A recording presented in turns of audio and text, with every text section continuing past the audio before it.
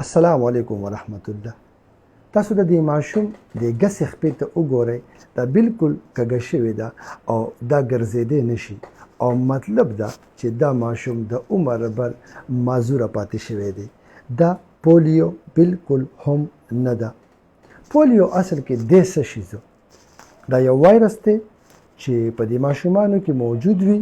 ماشومان ډکې مچازې وکړي، هغه ډکې مچازې په ماحول کې خوري شي، هغه لاړې شي خوراکونو ته، یا د دغې ماشوم دا وایرس د بل ماشوم خولې ته په څه طریقه باندې ورسي، او چانس شته دی چې د 15 کالونو په کته د ماشوم یا خپه یا خپې یا لاس کمزوري شي او بالکل دا چې نري پاتې شي او هغه معذوره شي.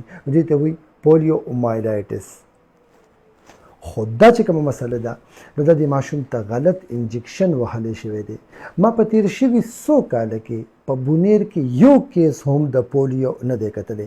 حکومت لګیا دی د هغې خلاف په کال کې 3-4 راونډونه کوي، 3-4 ورځې روانې وي، کور په کور ماشومانو ته ویکسین کوي، د پیدایش نه مخکې د 15 کالو د عمر پورې څاڅکي ورکوي، او الحمدلله پولیو د ډېر حده پورې کنټرول ده.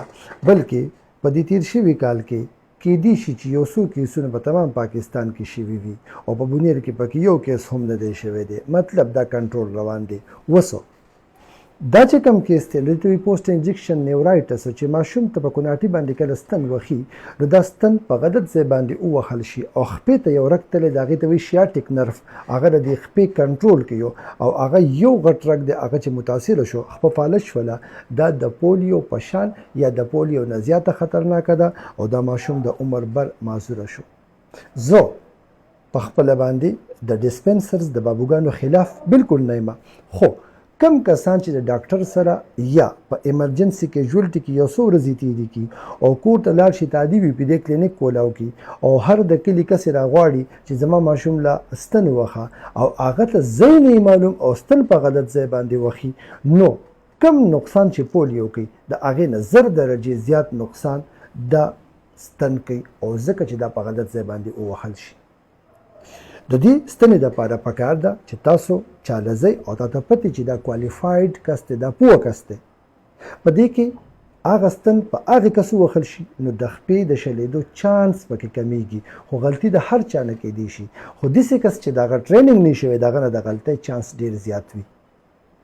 په دې کې د هیلث د طرف نه د صحت د مشرانو له طرف نه خط راغلی و چې په کوناټي به ستن بالکل نه وخی، نو دا ممکن نه ده، ځکه چې په ایمرجنسي کې په دې ځای باندې په دغه ځای باندې ستن وهل ډېر زیات ضروري وي، او بیا کینوله چاته نه کیږي، لاین نه پاس کیږي، نو د انسان د ژوند او د مرګ مسله وي.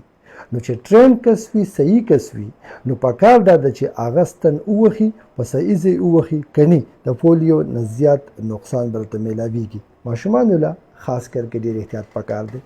السلام علیکم.